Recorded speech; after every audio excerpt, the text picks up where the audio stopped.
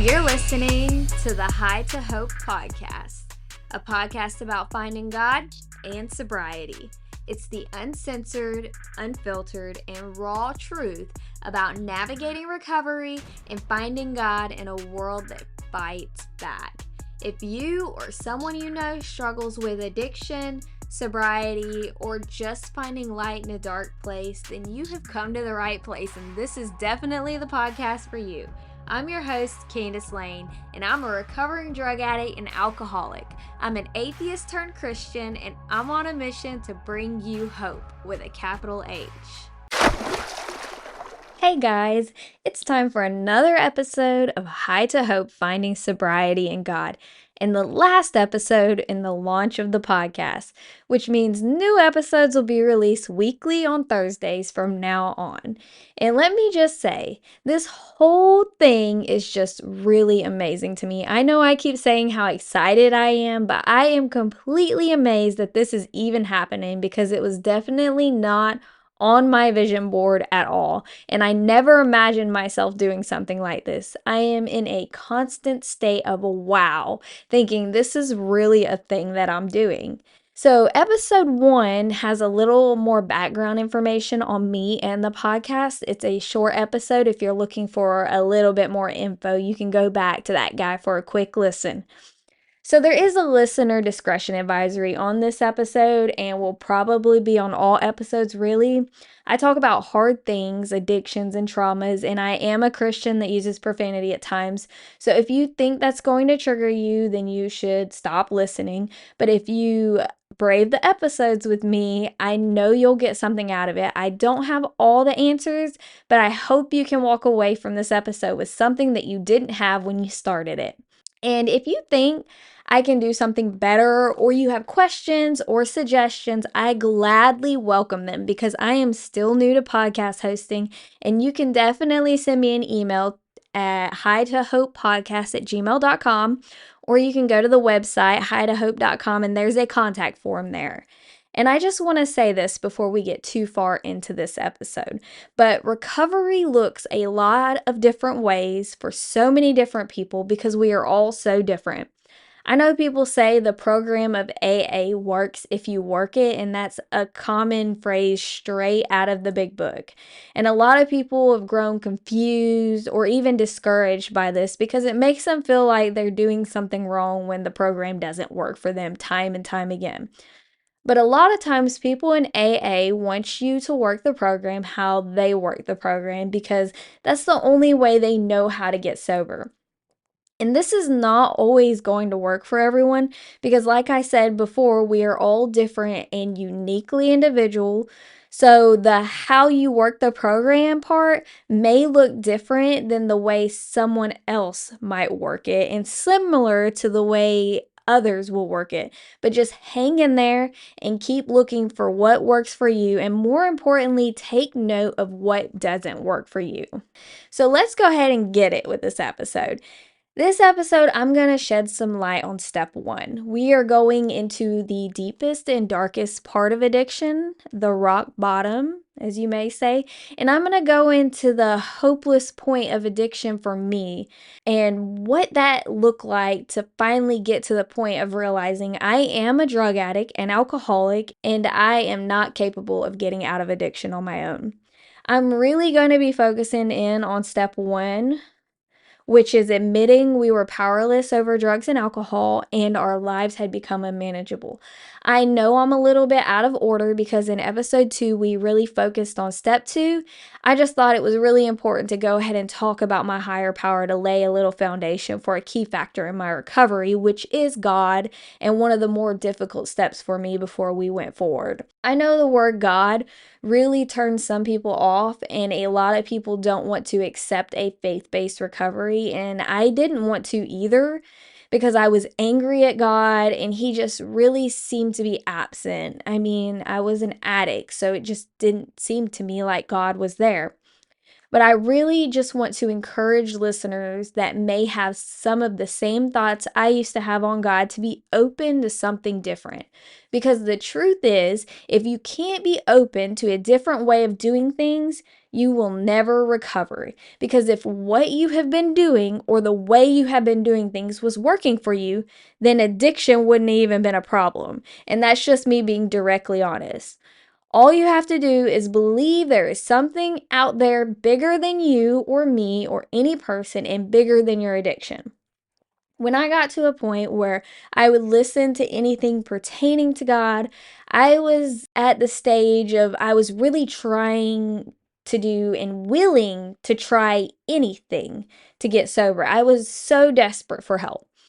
And I speak from a place of correction and many, many, many, many mistakes and not perfection. This is my experience and strength and hope, and there's a lot of mistakes in that. I personally don't know you or your story, and your story will look different than mine. But if you are an addict or alcoholic, then I know we already have one thing in common. And I just want to say the steps of AA are great, but I really want to stress that the AA steps are a generalized outline of a path to get to the goal, which is a spiritual awakening and communion with your higher power. They are designed to give you a direction to take to find that connection and gain the psychic change that is needed to be free of drugs and alcohol. And what step one looks like might be different for you than what it looks like for me. Everyone's rock bottom looks different, but it's still rock bottom for whoever hits it. So let's go ahead and get into the rest of the story from the last episode. I believe I left off where I finally asked Jesus into my heart, and I actually meant it. And what I mean by that is I know a lot of people invite Jesus into their heart and say the sinner's prayer from pressure or to fit in or just because you feel like you're supposed to in certain situations.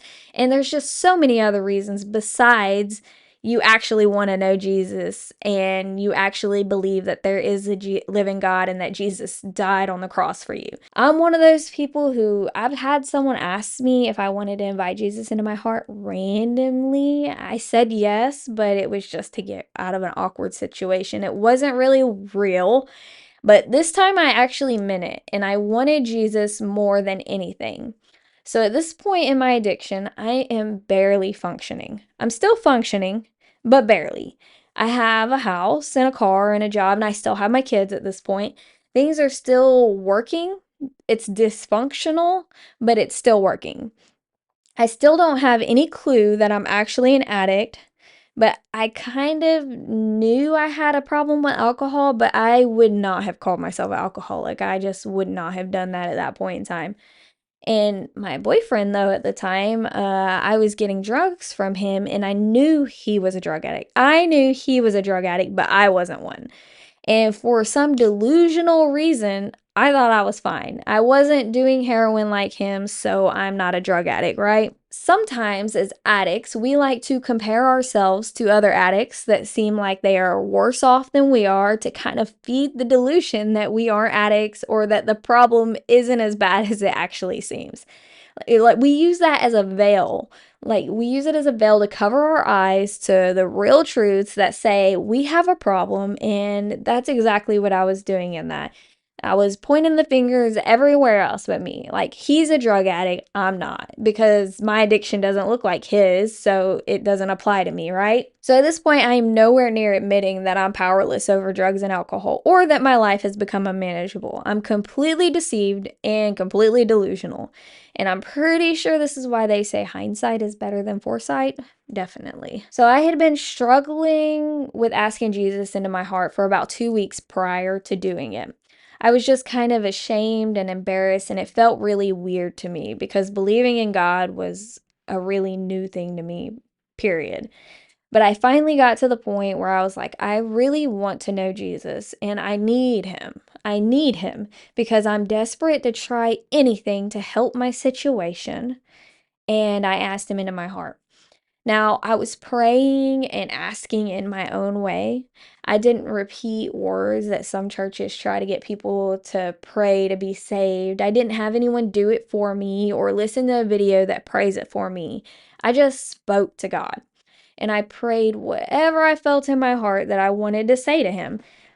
I did it alone in my room with no one watching. And the second I got done asking, this really weird thing happened. I started hearing a voice, a loud male voice in my head. And I get really fearful sometimes when I tell people this because it sounds crazy and it just sounds way out there even as I talk about it now. But it is what it is, and this is really what happened. So I was so surprised by this voice. I didn't expect it at all, and I had never even heard of such a thing happening. So it's like, of course, no one's going to tell you they hear voices and expect not to go to the crazy house. So I wouldn't imagine this would be a thing that people talk about often, but I'm going to talk about it anyway. So the voice told me some things. One of the things he said was, I promise you will never have to be alone again. You will never be alone drowning in your thoughts ever again. And then he told me not to leave my boyfriend, which was really weird to me, but I'll get to that later in the episode. We'll talk about that. And just remember, he told me not to leave my boyfriend. And I also heard Second John. It sounds crazy, but just stick with me for a little bit. Just stick with me on this. So I turn to Second John and I start reading, and the first thing I read was, I am writing to the chosen lady and to her children, whom I love in truth, as does everyone else who knows the truth, because the truth lives in us and will be with us forever. That was the specific part I read, which is chapter 1, verse 1 and 2. Now, the Bible is the living word, meaning every time you read it, something in it changes or you get something different out of it. You can read the same verse over and over, and each time you read it on a different day, it might hit you different. It changes and you see something new every time. And I didn't really understand what that meant until way later. When this happened, I did not have that bit of revelation or knowledge yet that the Bible is the living word. But this line in the Bible, in general and in literal words, in a literal way, doesn't say much except that John, the author, loves them in the truth, and so does everyone who knows the truth, and the truth lives in us forever. But in this moment, when I was given this by God, it was God telling me something specific. He was speaking directly to me. He said, what I got out of it is he said he loves me and my children, and that he is the truth, and that he will be with me and my children forever. Now, later, after learning more about the spiritual world and Jesus and God, I can see that this moment was the moment I broke a generational curse. I broke this curse and I unlocked and awakened something inside of me and my children and my children's children. And yes, generational curses are very real. We like to call them cycles, like a cycle of domestic violence. It might look like my grandmother was in an abusive relationship and my mom was in an abusive relationship and now I'm in an abusive relationship, and then the next is an abusive and the next one, and so on. Or it may look like my grandparent was an alcoholic or an addict, and then my father or mother was, and now I am. So when I accepted Jesus and invited him in, I gave the Holy Spirit access to me and my heart and my children through me. And when we get saved, we connect our spirit to the Holy Spirit and we seal it together. Our spirit becomes clean and sealed with the Holy Spirit. And I felt this happen inside of me. I couldn't explain it because it's very hard to explain, but it felt like immediate relief. If you can remember the last episode, we talked about humans being a spirit with a mind and a body. But in essence, we are a spirit. Now, not all people have an experience like this. It's not the same for everyone. But at that time, with my past of refusing to believe in God and acknowledge God at all, God was giving me exactly what I needed to move forward in my walk with Him. Because honestly, things were about to get really hard. I would love to tell you everything started going up from here and things started getting 1,000 times better and life just got better and better. But the reality is that things got worse than anything I've ever experienced in my life. At the point of asking Jesus into my heart, I still had everything. I was miserable, but I had not lost anything at that point. So over the next 3 months, though, I lose everything. And the whole time I'm still hearing this voice, like I'm still hearing God. And whether it was God or not was still up for debate at that point. I even thought about going to the mental hospital because I literally thought that I was going crazy. I went to my pastor and I told him I was hearing a voice and that I think it's God. And I finally decided it has to be God. He speaks in scripture. He doesn't tell me to do anything crazy. He brings peace when he speaks. He encourages me and tells me he loves me and I'm never alone. So I decided this has to be God. But after I would hear the voice, I would hear my own voice debating whether or not I was crazy and thinking I should go get help. It was a real mental battle. I remember thinking, is this really real? Like, is this really happening? Am I crazy? Do I need meds? So it was just a whole battle in my head. Like I was going through that alone, is what I felt like. No one understands this. No one gets what I'm hearing right now because there's no way this happened to anyone else. And I really have no experience at this point with hearing the voice of God or anyone else hearing the voice of God. I have no spiritual experience. So I was at war and I didn't even know how to fight. But spiritual warfare came because Satan is losing a foothold over me at this point. It was a spiritual warfare that I was not prepared for. So I lose my house because of something out of my control. It wasn't even because I couldn't pay at that point. But shortly after I lose my house, after that, the doctor won't sign off for me to go back to work after my mental hospital stay from before. And then my short term disability ends.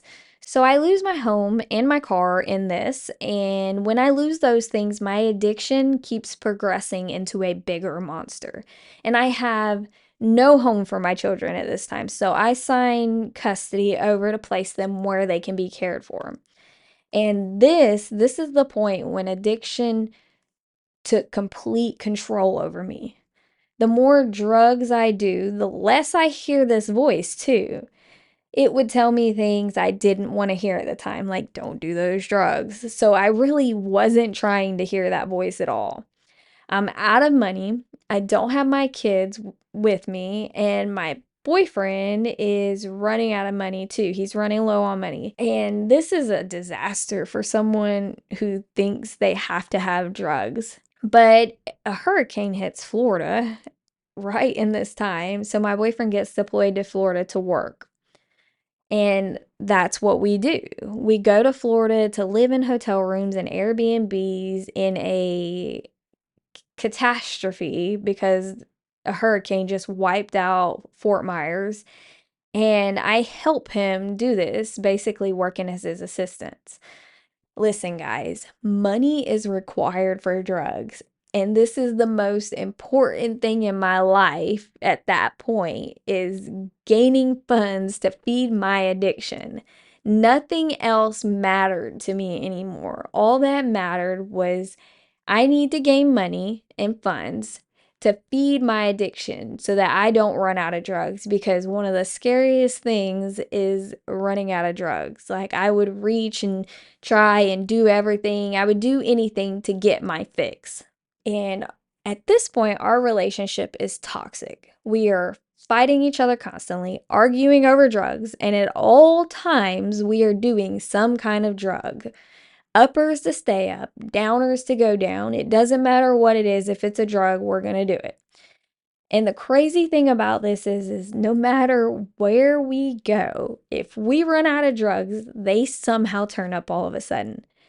I remember running out of cocaine while I was there and wanting to quit and trying to detox because I didn't have any more and I'm like I'm kind of tired of chasing it. So I want to quit. So I tried to detox. And I know a lot of people say the detox for cocaine isn't really a thing, but it was definitely a thing for me. So I get super tired, I'm sweating, I'm shaking, I'm obsessing, and the mental drop from coming off of cocaine sends you straight into a depression. Now, don't get me wrong, the detox off of other drugs is definitely worse. Alcohol, fentanyl, Xanax, and heroin are atrocious to come off of. I have never personally detoxed off fentanyl or heroin, so I can't even begin to imagine. All I know is what I've seen, but alcohol and Xanax I can relate to on a very personal level.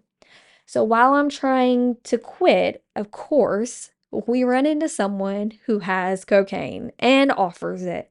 It's just crazy to me how Satan just comes at you like that. If I got close to coming off of the drug, here comes Satan dropping more drugs in my lap. Or at least that's how it felt. And I remember thinking, oh, thank God, more drugs. That definitely wasn't God, guys. That's how Satan works, though. He doesn't want you or me or anyone else to be free from this. This drug keeps us enslaved to Satan and keeps us from the purpose God has written for us, and that is Satan's goal, is to keep us from God and God's will for our lives. So I remember at one point during all this, there was a demon talking to me through my boyfriend. He doesn't remember any of it, and I knew it wasn't him. I could tell in his eyes and by his mannerisms, and his voice had completely changed. That was not him at all. But he climbs on top of me and holds me down by my wrist over my head, and he closes his eyes and he literally smells me from my stomach up to my ear. It was the weirdest thing. I was like, what is happening? What is this? And then he says, who do you think I am? Who am I? Who am I? So at this point, I was freaking terrified. I'm gonna be honest. Like, I was terrified. And episodes like this happen more often than I even care to admit. And I am not experienced with spiritual things or demons or even God at this point. So I had no idea how to even deal with a demon coming out and speaking through someone. Like, I did not know how to deal with it. I was just terrified. And there were a lot of times like I wanted to leave. I wanted to bail out of the whole situation because, in all honesty, I'm a runner. I like to run from my problems. But I remember that voice telling me not to leave, and I still couldn't understand it. Like, why am I not leaving? Why shouldn't I leave? Like, this seems like a terrible situation. But I had hope that by doing what this voice said, things would somehow work out because nothing else was working out. There were times like I was recorded doing things that I, in all honesty, cannot recall doing, and I thought I was asleep. So when I was asked like why I left the hotel room, I would say I didn't leave, I was asleep. Or what are you talking about? I was asleep. But yet here I am on video leaving the hotel room. Like, I couldn't remember doing any of this. I am completely enslaved to drugs and really to Satan at this point. I'm in so much bondage, I don't even have control over what my person or body is doing at times. And at this point, I still don't believe I'm a drug addict. This is the craziest thing. Like, that's how hard it is to honestly believe that you are powerless over drugs and alcohol, to know that you are a slave to a substance. Like, all this is happening and going on, and I still don't believe I have a problem. I honestly believe that I can stop if I wanted to. Like, at this point, I could have passed a lie detector test saying that I can stop if I want to. I'm not a drug addict. And I could have passed because that was the truth to me. That's what I believed. And as long as my addiction kept me deceived on that, then it was nestled all safe and it was controlling me without fear of me breaking free from it. So it was just chilling there and it felt safe because I don't even know it's there. I was deceived, and that's exactly where addiction wants to keep you.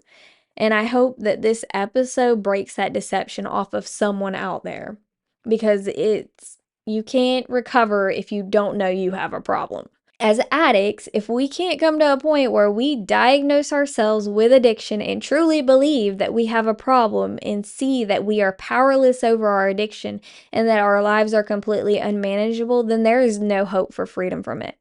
No one else can believe you are an addict and get you sober. It's just not happening. No one else can tell you you're an addict and get you sober unless you believe it. You have to believe it. I mean, it's still important that people around you point out that they see a problem, but until you start to see it for yourself and believe it yourself, then sobriety will never come. Step one is the only step that you have to do 100%. You can't do 99% of step one and get sober. Your addiction will continue to progress until you are in the ground. And that is just the hard truth because it is fatal. I mean, in today's drug world, you can't even get meth or cocaine without a risk of fentanyl being in it and dying. The medical examiner calls this called whenever somebody dies from doing other drugs and there's fentanyl in it, they call the cause of death by fentanyl poisoning. I mean, marijuana is even laced with fentanyl.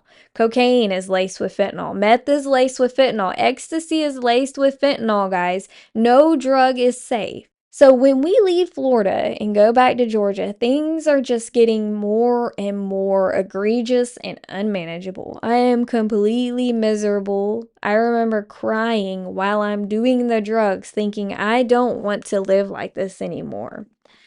I overdosed on heroin and fentanyl because I get so over it all. I was trying to kill myself. And I remember waking up from overdosing and being so mad because I woke up and turning around and immediately doing more drugs. And yet, I still can't see that I have a problem. I still think I don't have a problem and I can stop when I want to. And I'm just that delusional.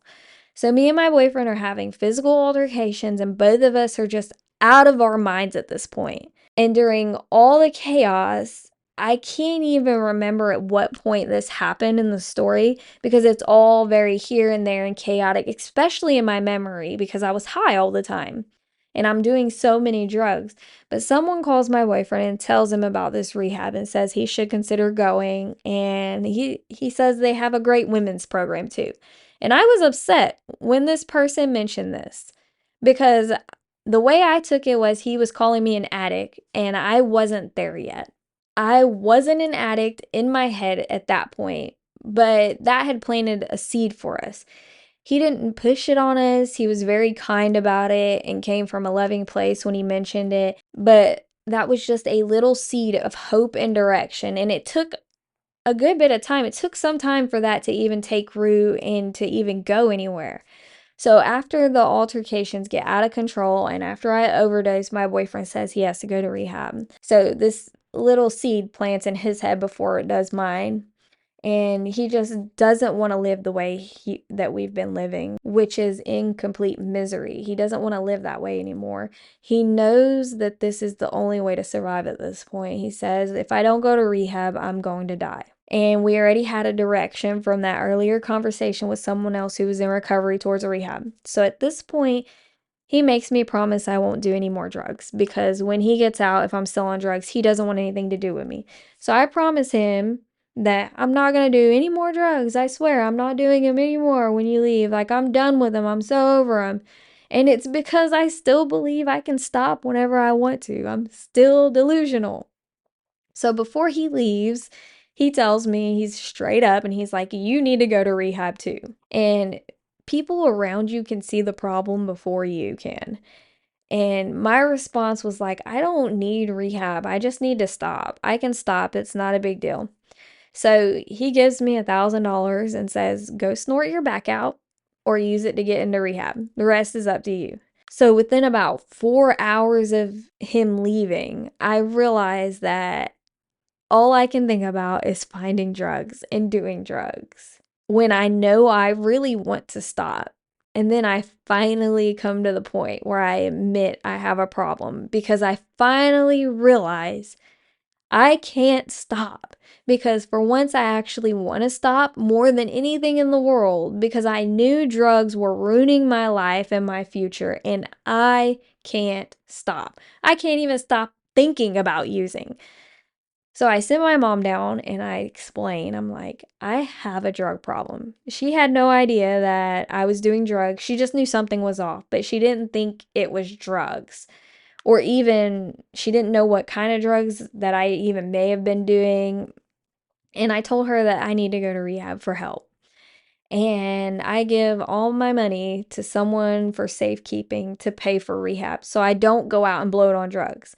So, this is the first suggestion that I officially took from someone else in recovery, is to give that money away, because my addiction was going to trick me into spending that money and getting more drugs. No matter how hard I tried to fight it, like, I would have convinced myself some which way to spend that money and everything was going to be fine. And then I go ahead and I make the call to try to get accepted into this rehab. And that was exactly 3 months from asking Jesus into my heart is when I walked into rehab. The rehab that I went to, the one mentioned by the other person in recovery, was Catherine's Way in Augusta, Georgia, with 143 Ministries. And it was a faith-based rehab that literally brought me straight to the feet of Jesus.